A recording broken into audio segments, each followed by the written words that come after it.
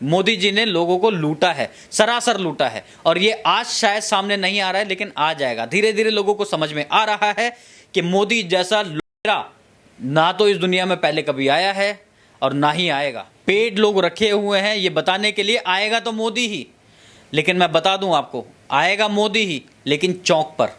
जिस चौक पे मोदी जी ने वादा किया था कि मुझे चौक पे बुला लेना, हर कपड़े की कीमत कम से कम 10 लाख रुपए होती है। तो एक दिन में जनता के हित में कौन सा प्रधानमंत्री है जो 50 लाख रुपए के कपड़े चेंज करता है? अब मोदी जी कहते हैं कि मैं भ्रष्टाचार मुक्त बनाना चाहता हूं भारत को। ये जो रैलियां करते हैं, कम से कम 50 करोड़ रुपए की एक रैली होती है। क्या सारा पैसा ये एक नंबर में दिखाते हैं? ये जो रैली के लिए लोग लाए जाते हैं, एक्चुअली लोग आते नहीं हैं, बसें भर भर के अलग स्टेट के लोगों को लेकर आया जाता है। नहीं तो किसको बताएंगे? अगर आपने राजस्थान में काम किया होगा तो राजस्थान की जनता को बताओगे ना कि मैंने ये काम किया है, राजस्थान में ये फायदा हुआ है, ना कि गुजरात की जनता को बुलाकर बताओगे मैंने राजस्थान में ये काम किया है।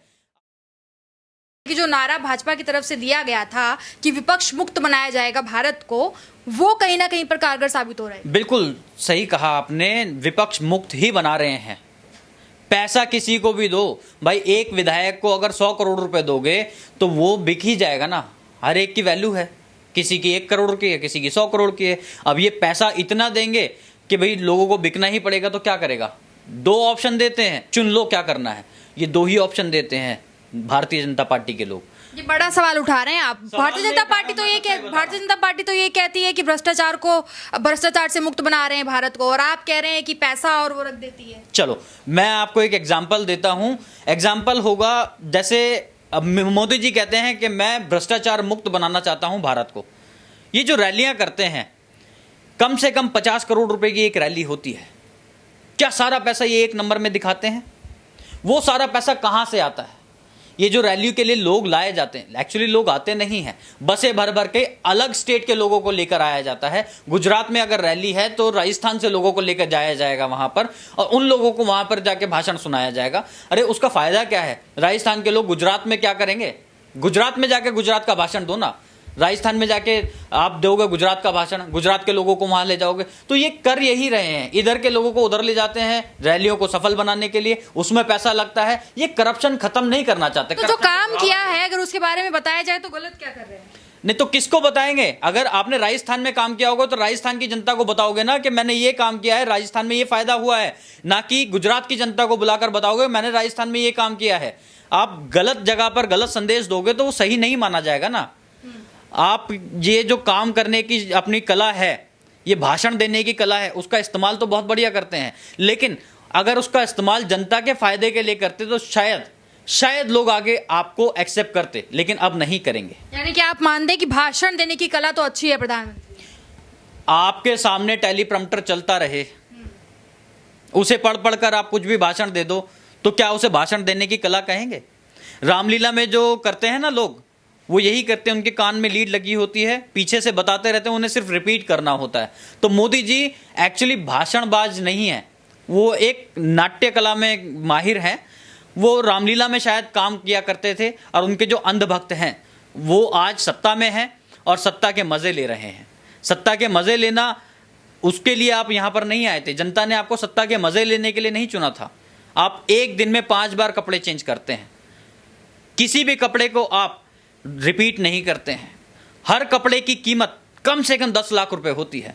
तो एक दिन में जनता के हित में कौन सा प्रधानमंत्री है जो 50 लाख रुपए के कपड़े चेंज करता है? जनता तो स्वागत करती है ना उनका। जनता स्वागत नहीं करती है, अंधभक्त हैं। मैंने आपको पहले ही भी बताया, 2 लाख लोग ऐसे हैं जिन्हें पैसे देकर रखा गया है।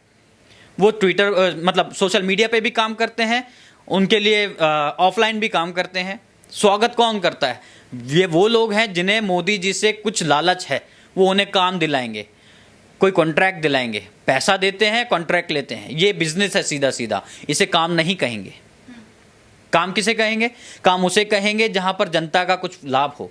मैं अगर मोदी जी की जगह होता तो मैंने ये बताया कि मैं जनता को आज काम देता ताकि वो इस वैश्विक मंदी से निकल पाते।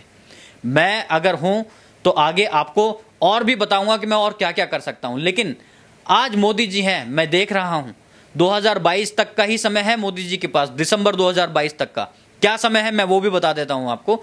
सारी सरकारी संपत्ति बेचने के बाद भी सरकार के पास सिर्फ उतना ही पैसा होगा जितने में सैलरियां दी जाएं। 2022 दिसंबर के बाद क्या बेचोगे? आज जितना बेचना था बेच दिया, तब तक भी बेच लो, फिर उसके बाद मैं देखूंगा कि आप क्या बेचोगे। लेकिन मोदी जी तो ये कहते हैं कि स्वरोजगार दिया गया है, जनधन खाते खुलवाए गए हैं, काफी कुछ किया गया है आम जनता के लिए, तो कैसे कह सकते हैं? देखो, खाते खुलवाए जनता के लिए, पहले सब्सिडी जो दी थी सिलेंडर के लिए, ये कहा गया था कि भाई जिसके अकाउंट होगा बैंकों में उसे सब्सिडी दी जाएगी। उसके बाद क्या किया?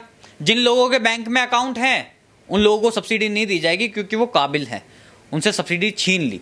जब ये अकाउंट खुलवाते हैं तो लोग उसमें कुछ ना कुछ डलवाते हैं, खाली नहीं छोड़ते। मोदी जी ने बैंक अकाउंट खुलवाए इसलिए ताकि लोग पैसा डालें और उस पैसे का मजा मोदी जी लें।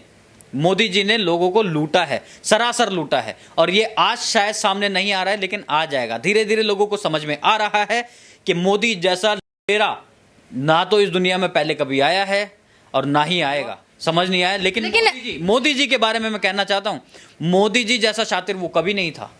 उन्होंने सिर्फ एक मंदिर को लूटा, मोदी जी ने पूरे देश को लूट लिया है। लेकिन जिस तरीके की तैयारियां देख रहे हैं, लगता तो है कि भारतीय जनता पार्टी 2024 में फिर से वापसी करेगी। प्रोपेगेंडा क्या होता है? प्रोपेगेंडा फैलाना यही होता है।